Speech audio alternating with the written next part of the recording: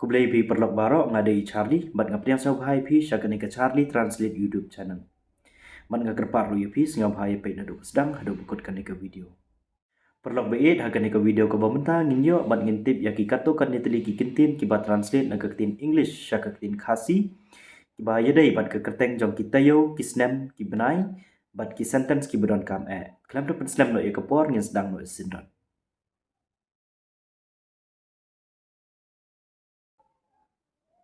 Year, snem, month, bnai, week, taïew, date, tarik, day, sngi, season, ayam. To Paralok hakane kapor ngintip iaki kyrteng jong ki khat tylli ki bnai na ke Ktien English syaka Ktien Khasi. In English, January.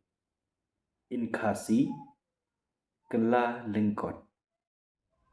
In English, February. In Khasi, rempang. In English, March. In Khasi, leber.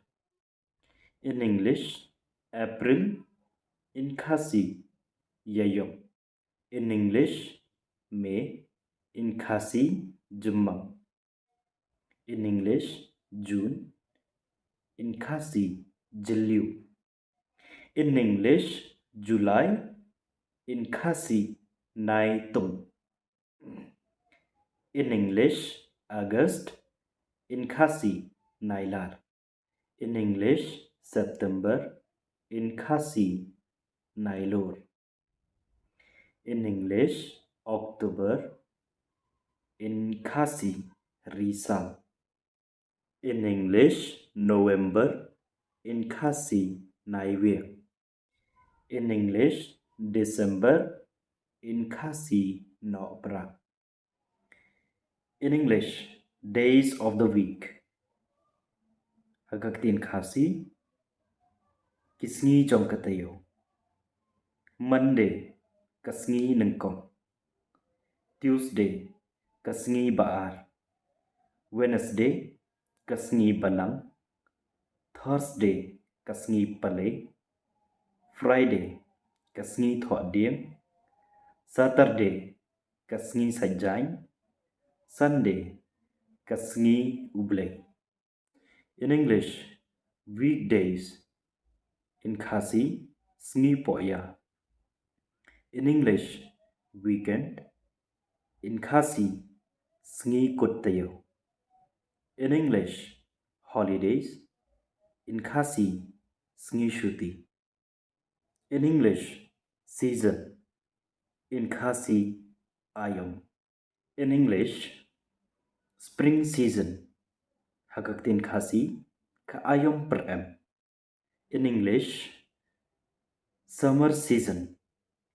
Hagak Ktien Khasi, ka ayam liur. In English, autumn season. Hagak Ktien Khasi, ka ayam senrai. In English, winter season. Hagak Ktien Khasi, ka ayam telang. In English, what day is it today? Hagak Ktien Khasi, kasngi ayu mynta kasngi. In English, it's Monday. Hagak Ktien Khasi, kadai kasngi nengkong. In English, it's rain a lot in summer. Translate Hagak Ktien Khasi, kaslap Sngewbha hakapor liur. In English, it's really cold in winter.